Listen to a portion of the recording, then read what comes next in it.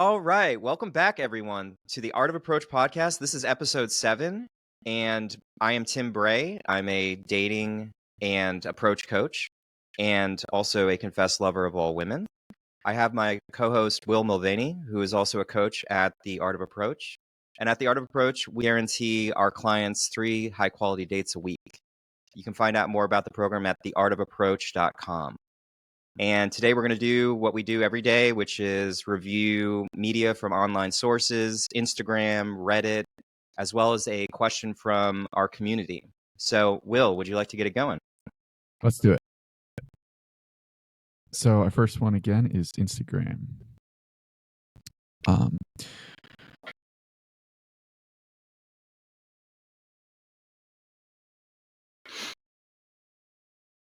Things to sound way more confident and way more attractive when it comes to women.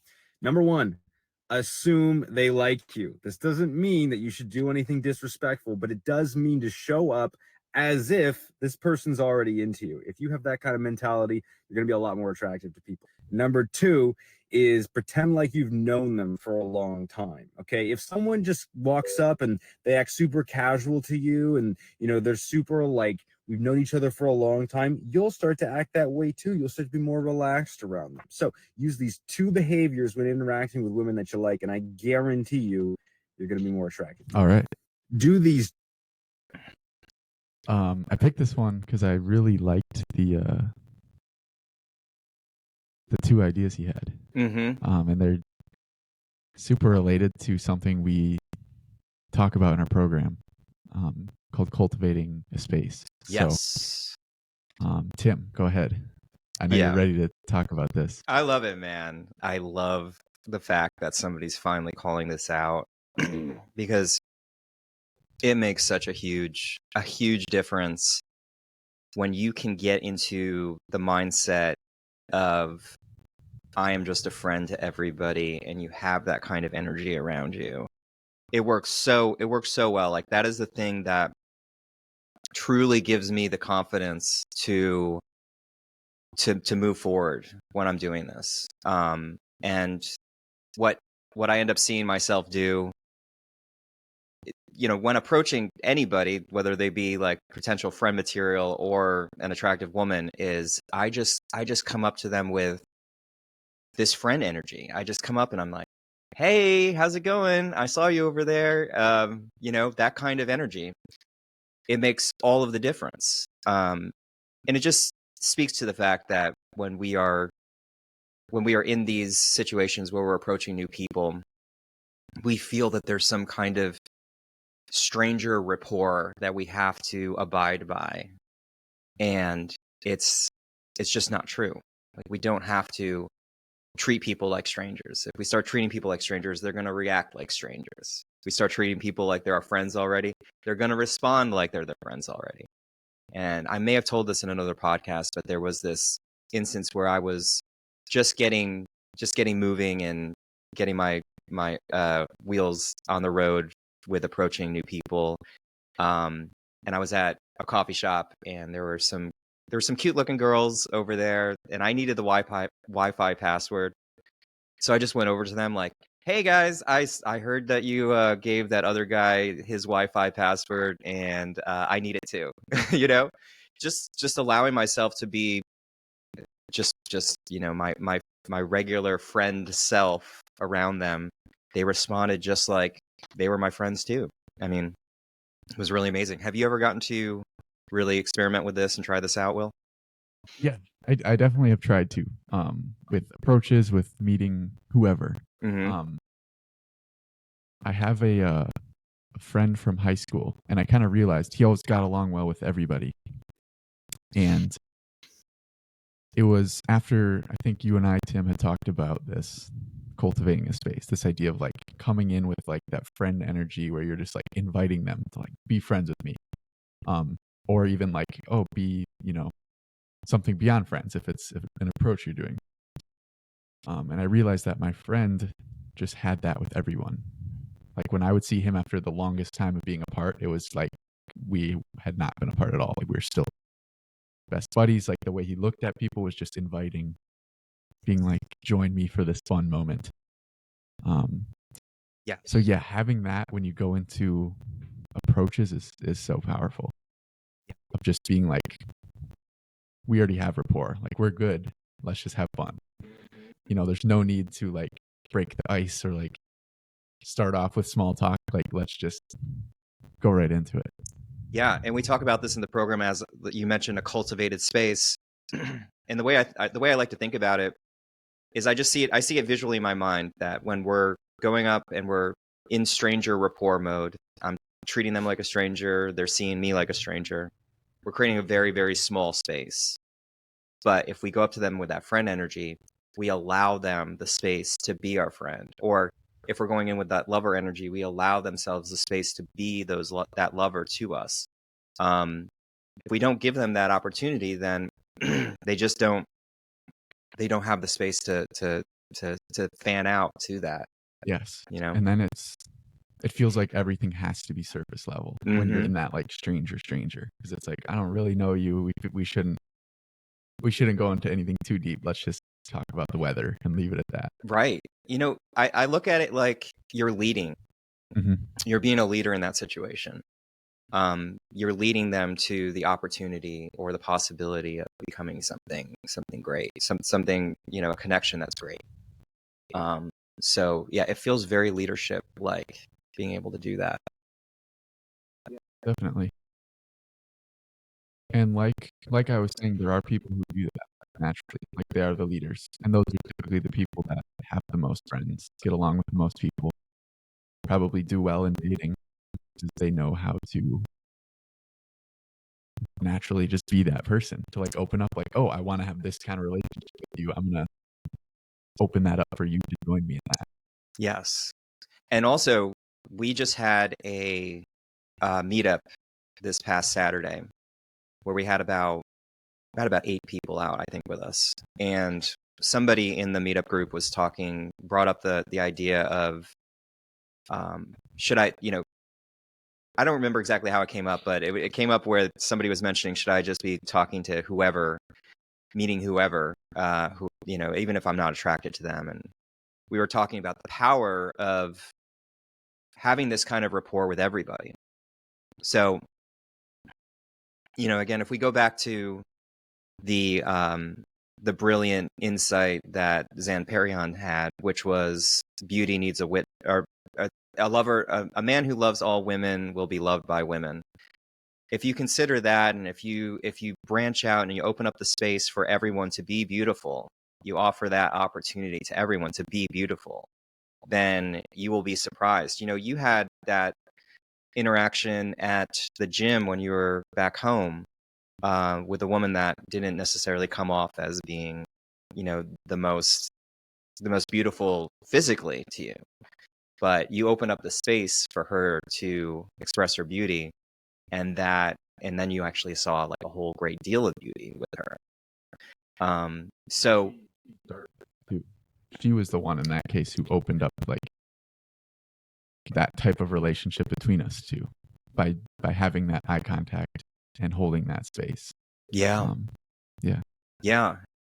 And that's a situation which is like perfect, right? Because you have both parties that are interested in opening up space for possibility with the other person. But in this meetup group that we had, I watched some of our members go out and talk to women that they weren't necessarily attracted to, and that just allows you to increase your social comfort, increase your social energy, and then be able to treat everybody the same. Because one of the biggest problems that we find ourselves in is this, that concept of putting ourselves on a pedestal. Putting women on a pedestal, I should say. And when we're going out and spreading this particular energy out to everybody, we start to even out the playing field with everybody. So there's nobody that needs to be on a pedestal anymore. Everybody's pretty much treated the same. And people really appreciate that because it's very uncomfortable to be put on a pedestal, Yeah, definitely. When you can talk to someone person to person, that's powerful, and not treat them as something different because they're, so attractive to you. Yeah. And yeah, I think talking to more people. But I'm curious what you think. Does that solve that problem? If you talk to more people that are, not necessarily attractive to you, could you then still have the problem of, oh, but when I get to the attractive person, I'm going to be terrified now? I mean, you still may experience that, but I think it's going to be a lot easier. Yeah. I think it's going to be a lot more simple and natural. Right. So yeah, it's not going to completely erase that discomfort, You just have to remind yourself, like, this is the same. Yeah. This person is still a person, just like all of the other people that I've been talking to. Mm-hmm. Yeah. Great post. Great Instagram post. Who is that guy? That was Lloyd, a single guy. Love it, Lloyd. Yeah, he's got some good stuff. Yeah, we also, one other thing from the meetup that kind of relates is we had someone who was kind of worried about going from like a conversation to asking the girl out, like taking that step. And so he felt like that's like a big step in the conversation where he feels like this conversation has a flow to it. And then all of a sudden he's breaking that flow and being like, oh, I would love to see you sometime. And then kind of, angling towards a date. And I'm curious what you think about this, like cultivating that space of, the feeling of like lovers or like, I would like to date you, bringing that in with you. And then it is natural once you get to that point in the conversation. Yeah. I remember this exact instance, and I feel that offering that compliment at the beginning opens up that space for sure. Going there's a whole in the pickup and dating approach world. There's a lot of conflict on whether compliments are really helpful. I think compliments are phenomenal, and I hold my ground on that 100% because if used with the correct intention. With the correct intention, absolutely. Not just use as some kind of tool to get you to the next stage. It needs to absolutely come from the heart. But his whole situation was, if he's going to go into an approach and then ask for or offer the invitation later, that if there isn't as much rapport there, is it going to really make sense? And my response to him was, well, did you start with a compliment? Did you start saying that she's really beautiful and you had to come and talk to her? Because if you have that at the beginning, that sets the stage, that creates the space for what they know is happening. So it doesn't really matter how much rapport is there. You've already stated your purpose of why you're there. So if you get caught off and it's going to be a short kind of interaction, the offering the invitation at that point is totally fine. Makes sense. Yeah. Yeah. I heard someone, Todd V, who we've talked about in the past, and he had a video on Instagram, and the first part was like, don't offer compliments to get her to like you. Right. And that part, I totally agree with. I do too. But then from there, he's like, he doesn't explain that, you can give compliments if it's something you are genuinely noticing. And I think that's where Zan really gets it right, is he is, of the belief that if you just become enamored and like a witness to the beauty of women, and then you just live that way, that is an attractive quality in itself. Absolutely. Because it creates that space. Yes. Yeah. Yeah. Whereas if you're giving compliments to get a girl to like you, it's not creating any space. There's no space there. No. You're just saying, please like me, please like it doesn't, it's needy and it doesn't, it's not open that space. Awesome. Okay. Let's talk about Reddit. So we have kind of an interesting one today, where this guy posted basically a question, is super long and like a little confusing, but the gist of the question was like, should I approach a girl or not in the coffee shop? And he was directing it at women to answer. And so we had to scroll through a bunch to find a woman answering because it was mostly guys giving their opinions. But we found one. So this person says, I'm not an extrovert. And she's not comfortable or particularly comfortable chatting with strangers unless she has intentionally put herself in that position or she's in a specific mood. She then goes on to say, if I've got headphones on, please leave me alone. If I'm reading a book, please leave me alone. If I'm sitting at a table with my friends, please leave me alone. But if there's some common ground or there's something to actually say beyond hi, that's way better. Then she goes through a bunch of examples of like, if she's looking at a book at a bookshop and you've read it before, then say something. Or, you know, if you have like a recommendation for a drink when she's looking at a menu, then it's appropriate. So she's basically saying if you have like a reason to talk, then you should. But if you don't have a reason based on like what she's doing at the moment, then don't talk. And this leads a lot of guys to think that there's like a perfect opportunity to do this, Yes. right? That's what this feeds into. And I've heard, you know, I've heard this from women a lot of times, and it's usually from women that are kind of closed off and, you know, aren't looking to have any kind of interactions, which if that's the case, then, you know, that's great. I mean, for her, no argument there, but this doesn't speak to the, you know, a lot more women that you know are out there. When we go out and do our approaches, a lot of women are very, very excited that we're actually doing that. Of course, there are going to be some women that are not. My thought on this is it may be the case that this woman has had a lot of guys come up to her without the clear purpose laid out.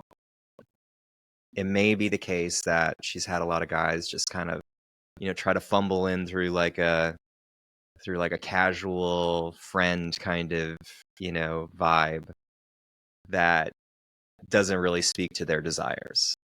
So, you know, if you were to go out there and approach a woman like this, if you were to start with a compliment, if you were to start bringing that space that you're attracted to her, that you're admiring her, if she's closed off in the way that it sounds like she is to me, then you'll know immediately if she's interested or not.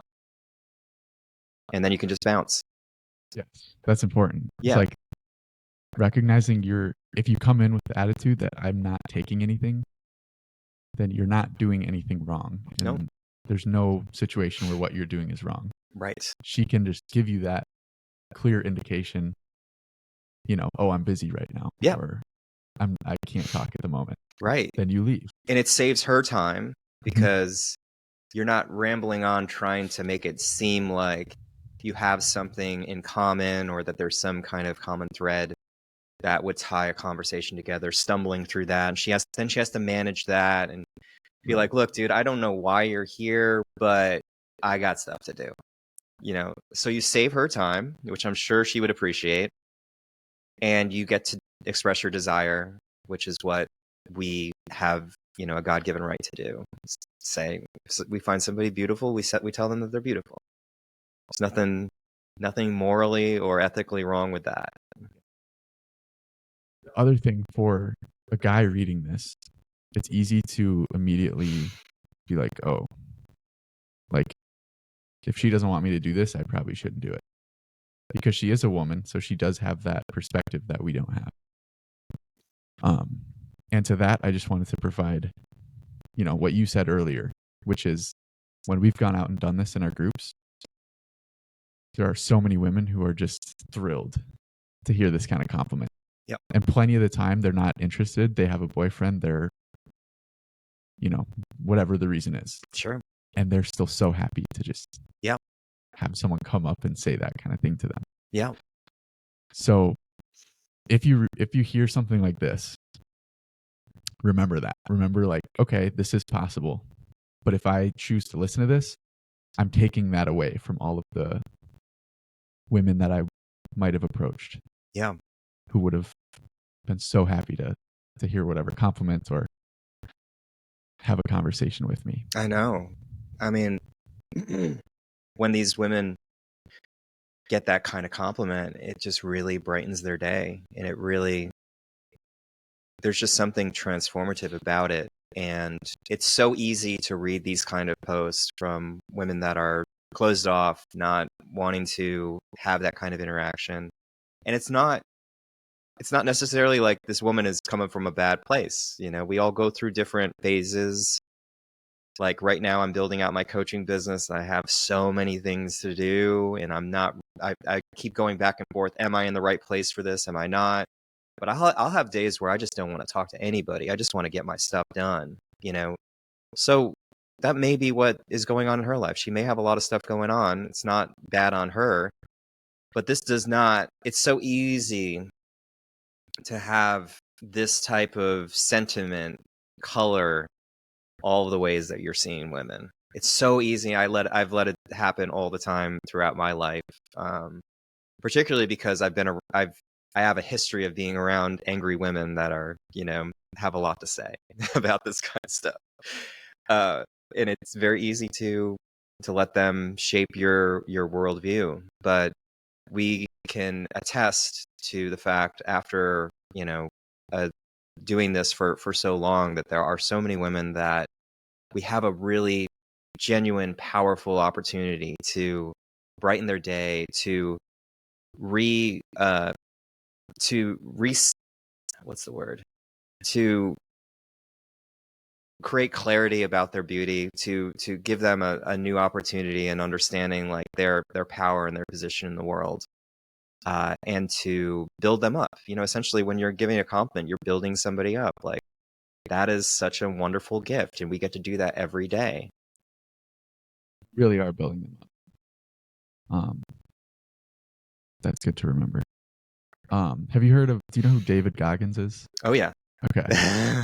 I was just listening to a podcast he just did with Andrew Huberman, and this is like crazy to bring up David Goggins talking about dating, but I'll tie it back. So he was talking about when he is doing something extremely hard. So he's done tons of like ultra marathon runs, like 240 miles. And he is saying like, I don't need caffeine. I don't have to sleep. Like he remembers back to a hard thing he's done in the past. And that's his fuel. It's like, I did that. I can do this. And he calls it his medicine cabinet. And so what I'm saying here is when you have a compliment or you do an approach and it goes so well, put that in your medicine cabinet. Like stash that memory there. And that's your evidence of this is a good thing. This is why I'm doing it. And then next time that you're terrified to do an approach, you reach back and you say, why am I doing this? Oh, because of moments like this. And then you can also use it as a reminder of like, approaching is hard, right? It's very difficult. And there are moments where like the fear can take over and you're like, I'm not doing this. Having that medicine cabinet of all the times that you had that fear and you got through it. Yeah. Is amazing. Like for instance, our community member Avi, remember that story he told on Saturday? Mm-hmm. Do you remember like the exact details of it? It was the most intense story, like y'all. Yes. It really was. Yeah. So Abi mentioned he did an approach, and he asked, you know, a girl was reading, and so he asked her what she was reading, and she said, "I'm not telling you." Yeah. And then he's like, "Why not?" And then she says something about, you know, "I'm not going to tell you."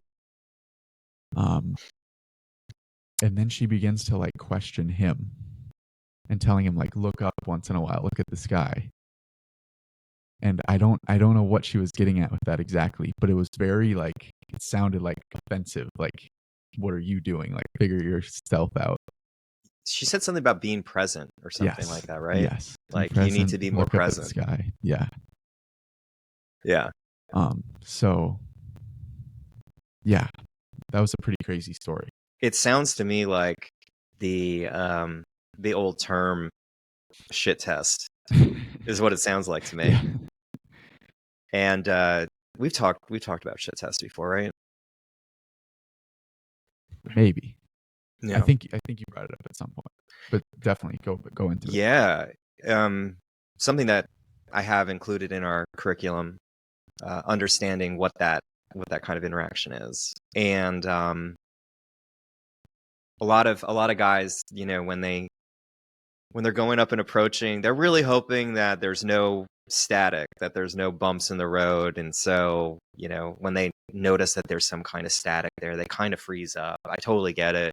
I probably would have frozen up in Avi's situation too. But I think actually that situation presented a big opportunity. And that is to stand your ground, know the reason why you're going up and approaching her. Because I think that women are faced with a lot of disingenuous guys. And so they will throw things out to see really what you're made of. Like, where do you stand? Are you shakeable? Are you movable?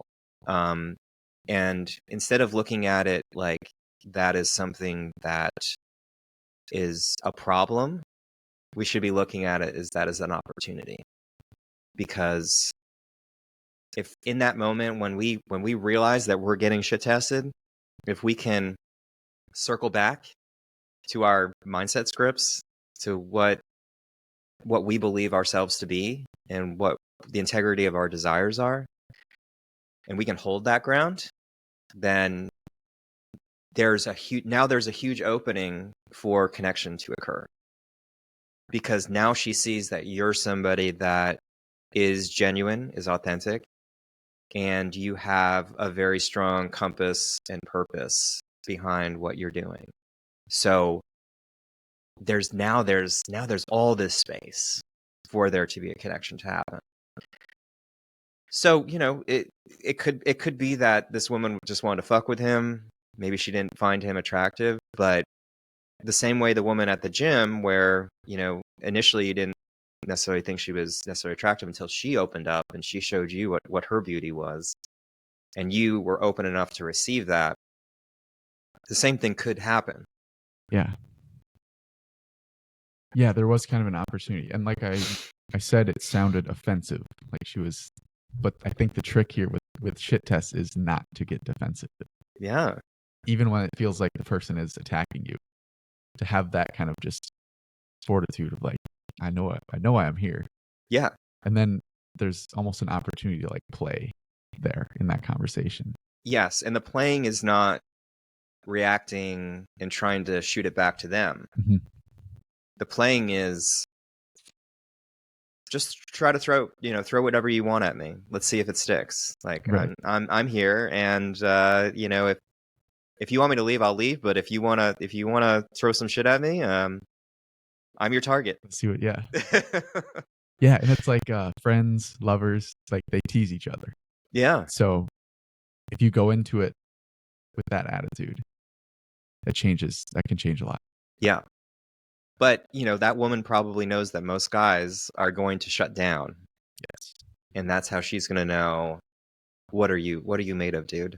Yeah. You know? And it can be so hard when you get into an approach, you like work up your courage Oh my and you God. finally do it. And then she does this and you're like, oh God. Yeah. And you feel like just make this a little easier for me. You feel like you already burned through all your gas just getting up there, right? Mm-hmm. Yep.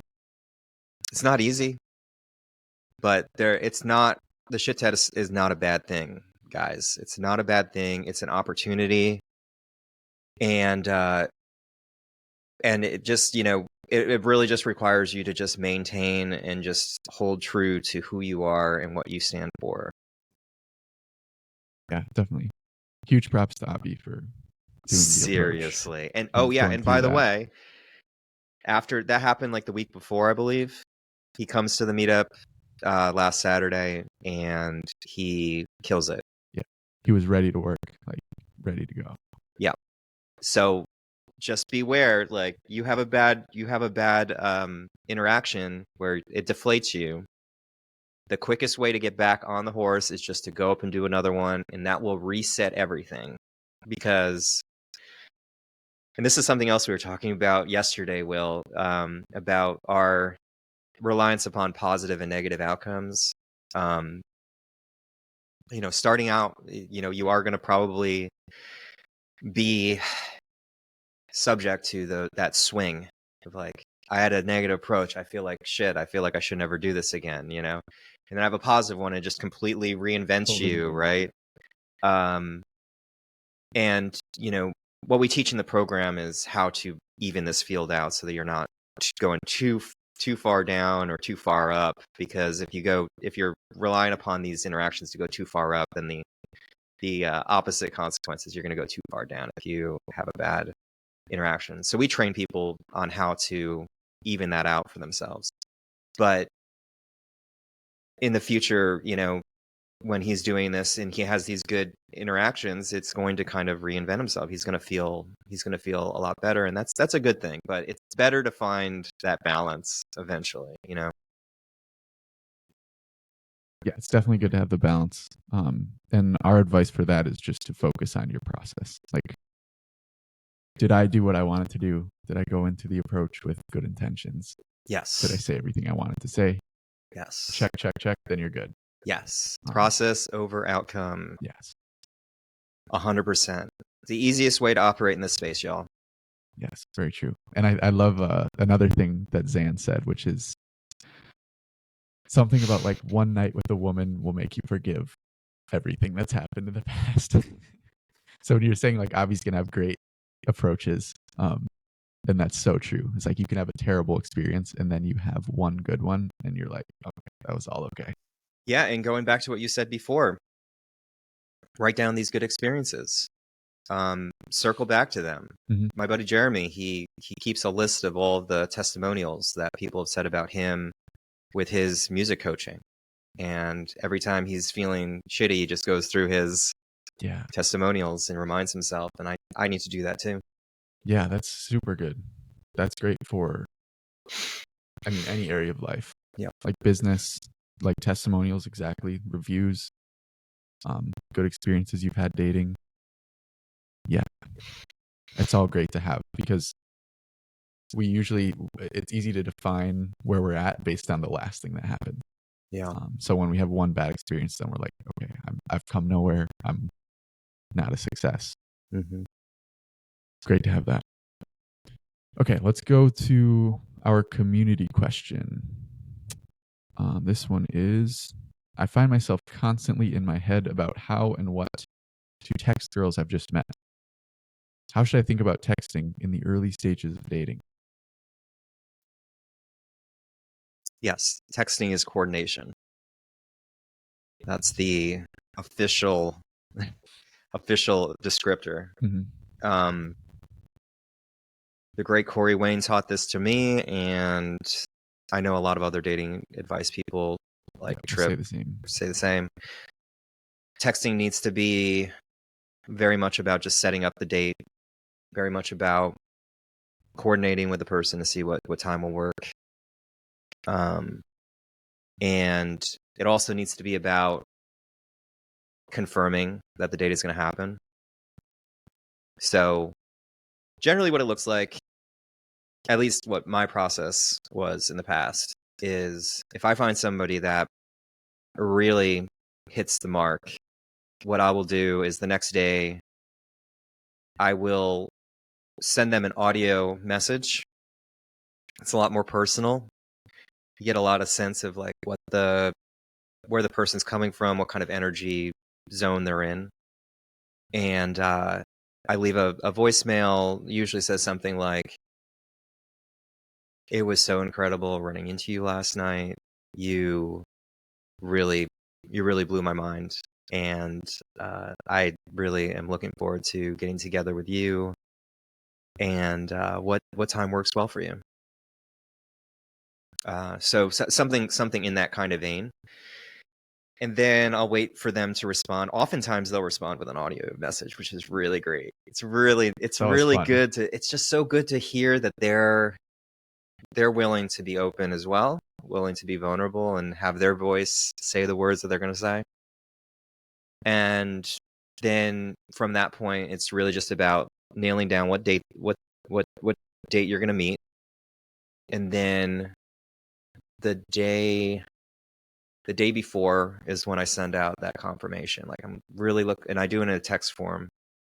And I say, I'm really looking forward to seeing you tomorrow. Are you still on? And then they'll say something like, yes. And then I say, okay, cool, I am too. And if anything else pops up, let me know and I'll do the same. And so I just do it a day before, and that tends to work. Is that what your experience has been? Yeah. And I don't. Sometimes I'll do the voice note. Sometimes I don't. But yeah, it's similar. Just like not getting caught up in like trying to have a conversation over text is, I think, Worst the biggest idea in the world. Yeah, like just save it for the in person. Yes, and the reason guys want to do that is because they feel that if they don't, then this, their fish is gonna fall off the line. Mm-hmm. But it's just that just leads to, that just screams insecurity and screams, low self-esteem. Yeah. You just have to own the fact that you had that experience, and if she shows up, she shows up. If she doesn't, she doesn't. Right. And we also talked, I'm not sure if we talked in a podcast about this before, but we talked about how if a woman doesn't show up, then that's not something for you to get angry about. Like, that is the game you are playing. That is the world you are in. Women will not show up to dates. If you let that get you angry, if you get worked up by that, you're going to be closing off so many other opportunities in your life for amazing things to happen. You have to go in there knowing nothing is guaranteed. Nobody owes you anything. If they show up, that's phenomenal. If not, on to the next. And one point there, just so it doesn't get confused, Tim is not saying that it's okay to do that in the reverse. Oh, to just not show up? Not show up. Yeah, yes. No. But what you are saying is you should not be like defining your happiness based on whether this other person is going to show up or not. Or defining that the next date you have is going to end up that way either. Right. Right. Yes. So this is again embracing the uncertainty of dating. Yes. And just being like, I would love to see this person. If they don't show up, I'm going to be okay. And then again, on to the next. Yep. I'll just continue. I learned something about this person, which is that we're not meant to be together. Yeah. Because they're not, putting priority on us meeting. Right. But so back to the bottom line, stay away from conversations in text. Right. It is going to be the most surefire way to shoot yourself in the foot.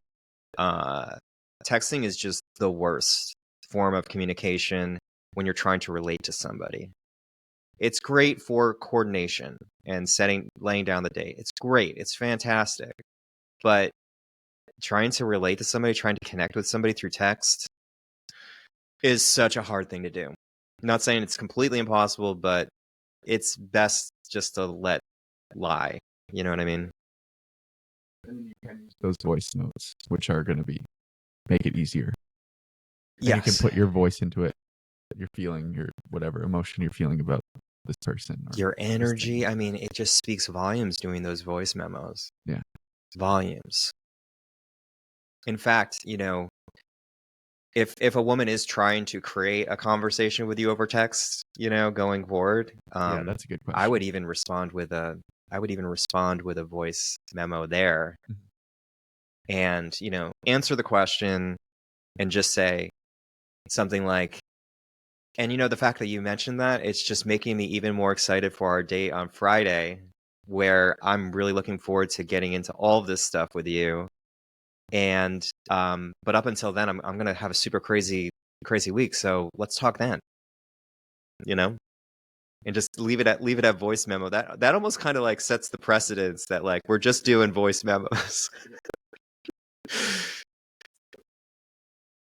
Just thought of that.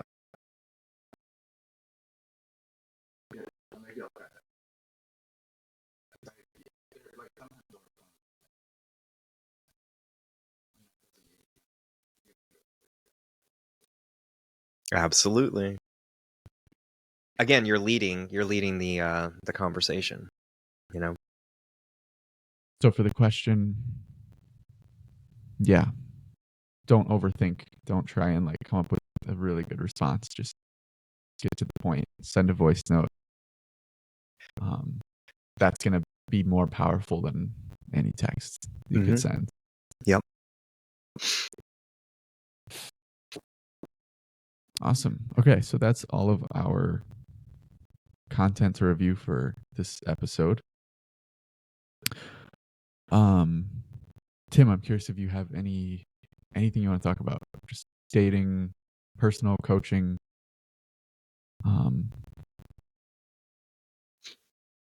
Anything along those lines.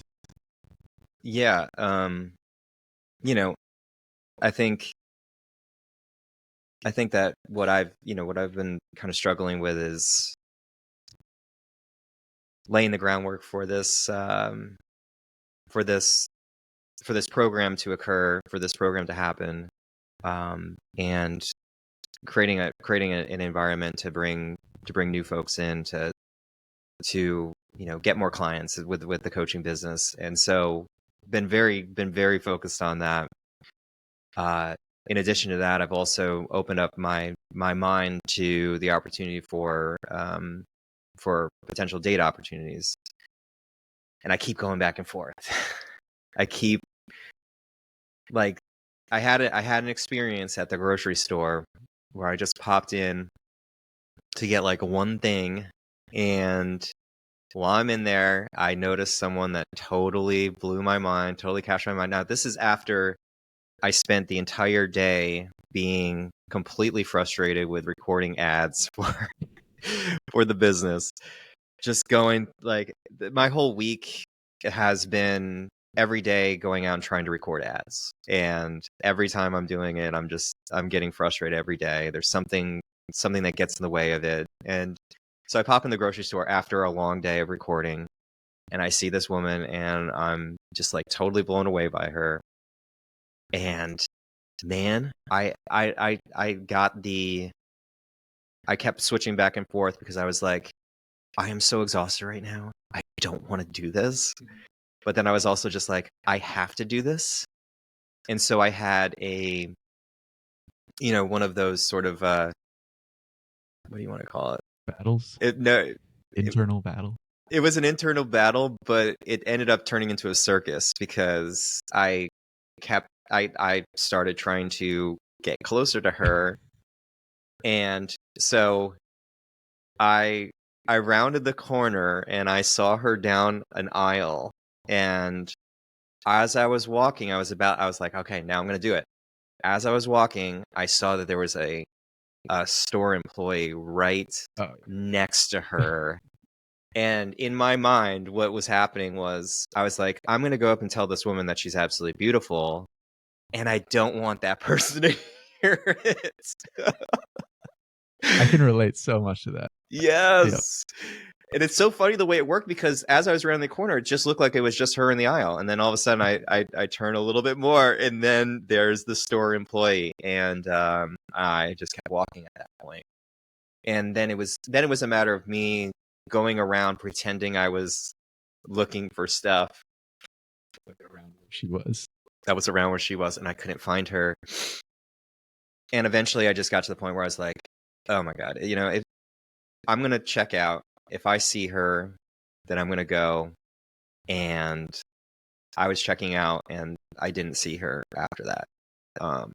So it was a hard battle, but I'm still trying to figure out exactly how much capacity I have for everything, because this past week has felt very overwhelming for me in a lot of ways. But when I reflect on that experience, it didn't feel particularly difficult to me, because I was so focused on trying to give her a compliment, trying to let her know what her beauty meant to me in that moment, trying to express that I wanted to witness her beauty, and that I did, and it was absolutely incredible, and I hope that she carries that understanding that somebody was able to see that with her throughout the day. Like, I was getting excited about saying that. And it was totally something that was not attached to whether she was going to go on a date with me or anything. It was more so just to point out to people, like, do you realize how beautiful you are? Like, what a wonderful thing you get to do by doing that, you know? And I missed out on my opportunity to do that. But it also is fueling me up for the next time. You know, the more regrets you have stacked up, the easier it is to take action the next time. So that's been my experience this week in the world of that, I would say. I had one kind of similar this morning at the grocery store. And I missed maybe like 2 opportunities where I walked by her and I was like, oh, I should say something to her. And I kept going. And then finally I kind of decided, like you did, like, oh, I'm going to go tell her. And so then I did the whole, like, I had my cart, I had like a bunch of stuff. But I was like weaving in and out of aisles, like looking, and like I went into one, she left. So I like pretend to look at whatever bullshit is in that aisle. And then I ended up like being able to do it. But I wanted to relate to like the feeling when there's someone else there and why it is that we're like so terrified of that person hearing us. Yes. And I'm curious what you think that is, because I think a piece of it is we want to get rejected in private. Like, we want to, like, if this doesn't go well, I want to just keep it between me and her. Like, he doesn't need to know about this. Right. But I'm curious what else, if you see anything else. I mean, this reminds me of what we were talking about when, you know, I'm recording my ads, I'm recording them in public, so people can hear me rattle on about, you know, attracting women and dating and having a certain amount of dates, having 3 dates a week. And I'm speaking this really loud, and I'm looking around, I'm like, the fear that's going through my mind is, are people going to think that I'm like one of those sleazy pickup artist guys, you know? And I know I'm not. I know at the core of me that I truly believe in the beauty of connection, the beauty of women, and I know that what I preach and what I talk about is the way for genuine and authentic connection. But these people that are listening over here, they may, you know, they have their own assumptions.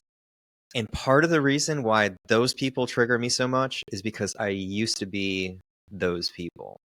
And I'm not even saying that those people are what I was. I'm projecting. Like, I'm thinking, I'm seeing Tim the judge over there judging me is what is happening. You're imagining these people, or you're imagining what they're thinking, but those thoughts are just what you would have thought. Yeah. In your past self. Yeah, because I remember there's a very clear memory that I have, maybe like 4 or 5 years ago, of being at Zilker Park and sitting on a blanket with my friend, and then watching a guy just come over and approach a woman. And this is when I just had a really bad mindset about the whole thing.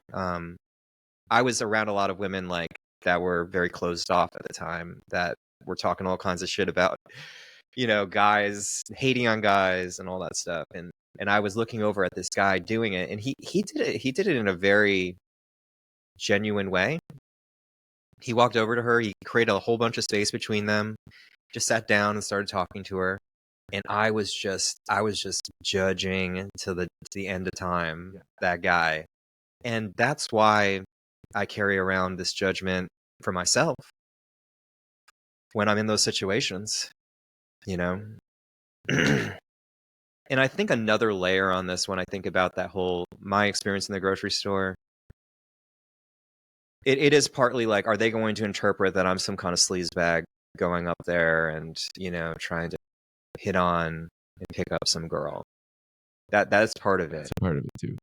But I think the other part of it is that I'm just not owning what my core is, what my integrity of my desires are in that situation.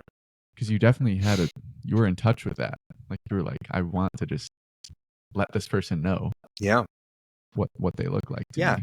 And, you know, when I was in that situation, I was imagining, what would Zan do? I bet you Zan would have walked down that aisle And I bet you he would have very boldly and loudly proclaimed Right. that this woman is absolutely beautiful. And he probably would have even been like talking to the clerk down there. Be like, Have right? you seen this beauty that is right next to you? I mean, that's full ownership of that Oh, integrity so of good. desire, right? Yeah, just jump into the Zan avatar next Yeah, time. exactly. What Zan do? Exactly. Yeah. Zan avatar, man. I can. I have a similar story. When I was in college, I would.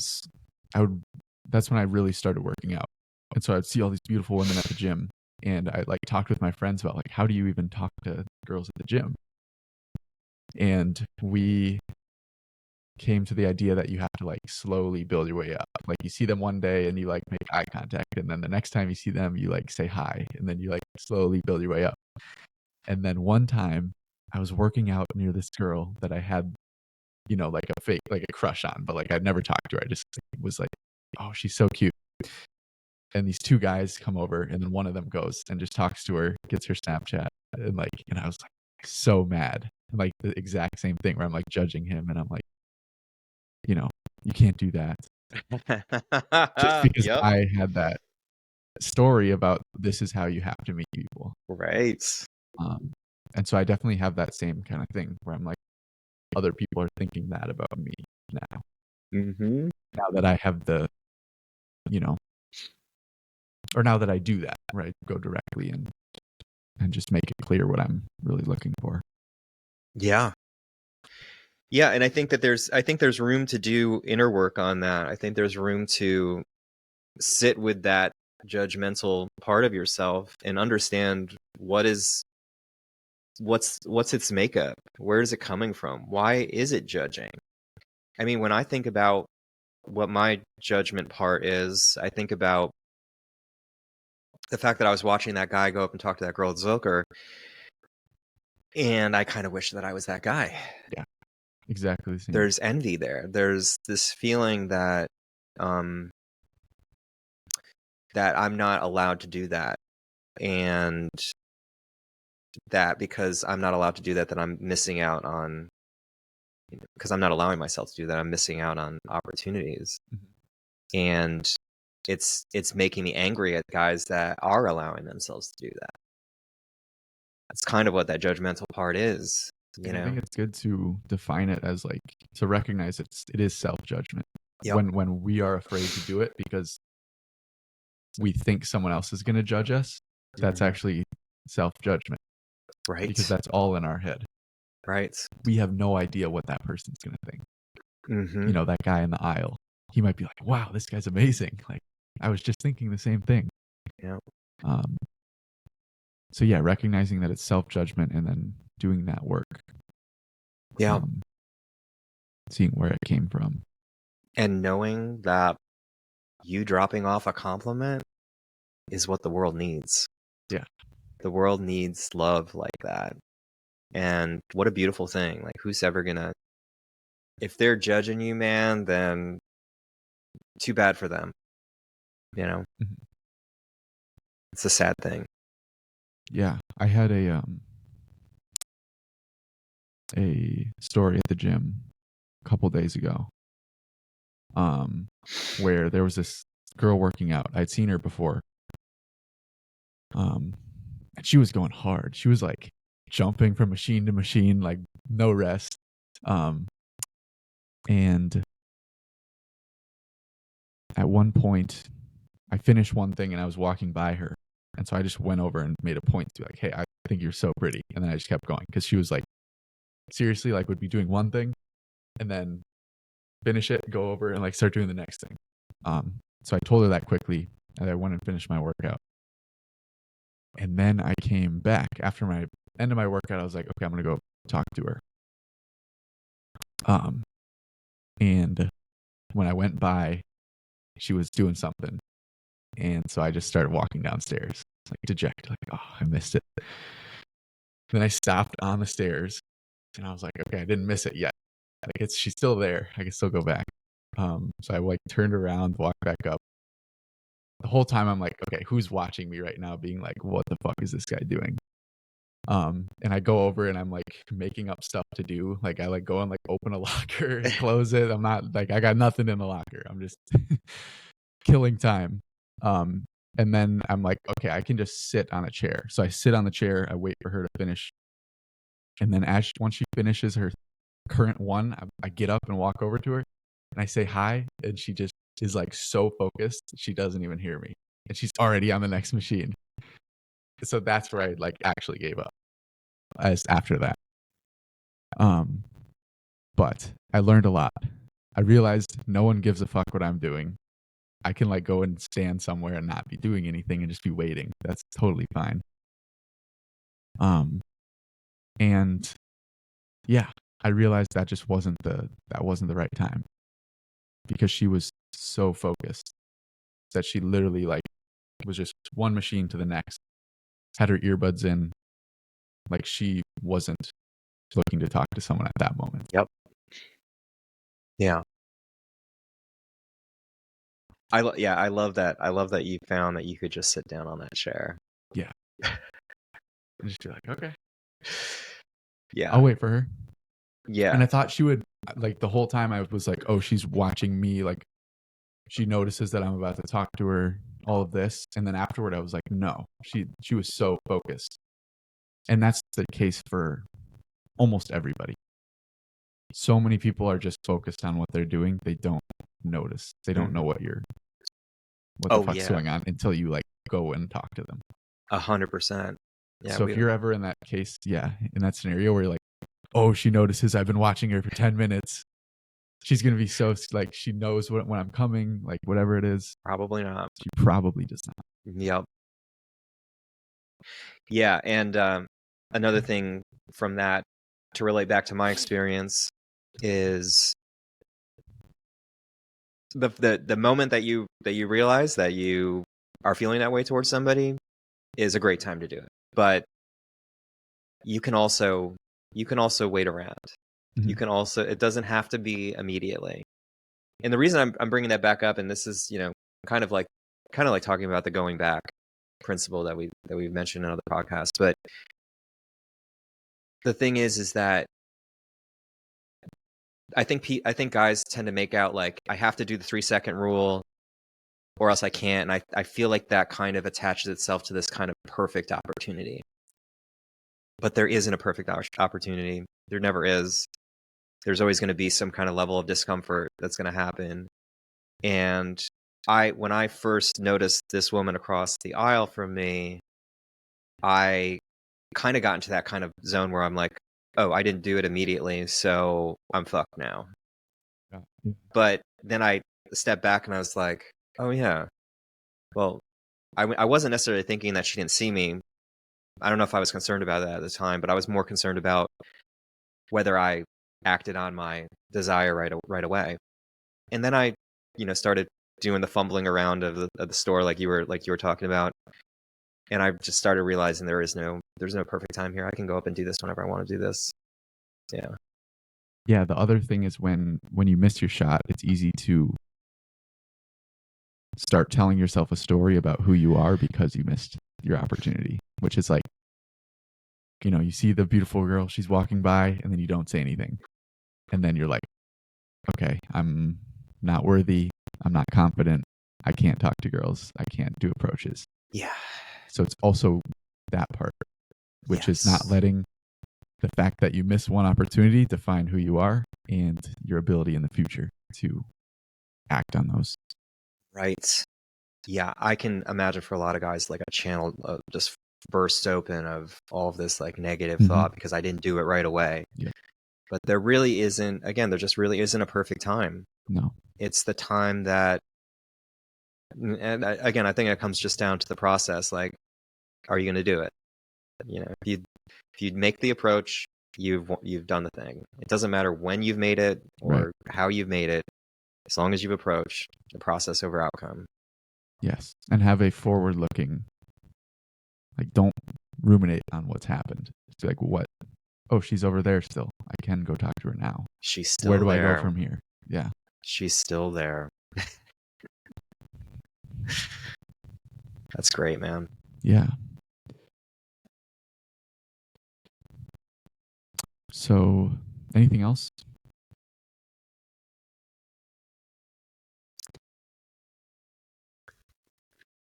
Not at the moment that I can think of. We did about an hour.